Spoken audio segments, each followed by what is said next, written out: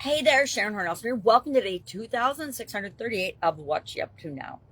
Today we are talking about relationships all this month, and it's Easter this weekend, so it's a great one to talk about relationships with ourselves, relationships with our higher power, relationships with the people we love and care about. We get to see many of them this weekend.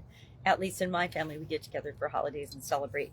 It's one of the ways we have shared experiences and shared traditions. Well, today we're talking about the Lifeline exercise. We talked about it for Supersize Your Business. We talked about it for the Be a Better You annual challenge. And we're going to talk about it a little bit now because it's that powerful a tool. It's one of those couple handfuls. I want to say a handful of tools, but I have a couple handfuls of tools that I personally use in my life, as well as teach to everyone I know, everyone who will listen, because they're that powerful. They've helped me so much in my life to create the life that I want, that I love sharing them with other people.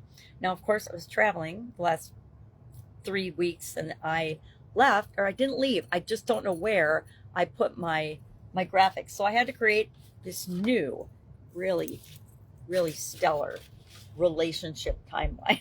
I just was talking through in the Be a Better You how you do that. You just basically take the year you were born, and then this year you make a big line across, and you start to plot on it different relationship events that you've had in your life, different relationships. When you were born, that's probably the biggest. When maybe when you went to school, preschool, grade school, middle school, high school, different events, different relationships. When you got your first best friend, when you had a falling out with your group of friends, etc. You plot those things on, and then we do a few things with that. We realize that you're going to be plotting things on that, or putting things on that, posting things on that continuously, right?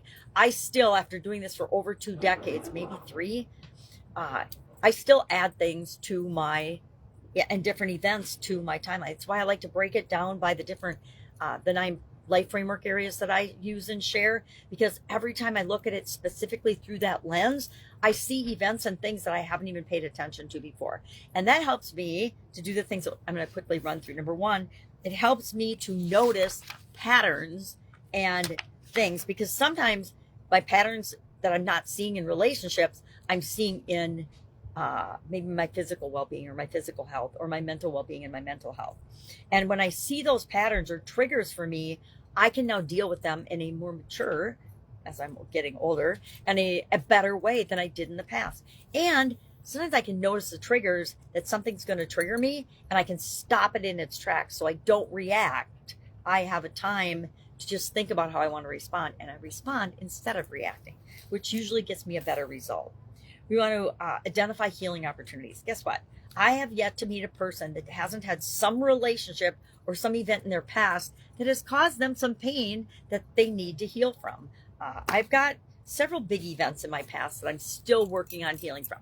Now, I always thought, well, why can't I just heal this once and it's gone forever? But different things will happen and trigger it, and it'll pop up, and I'll see it in my life again.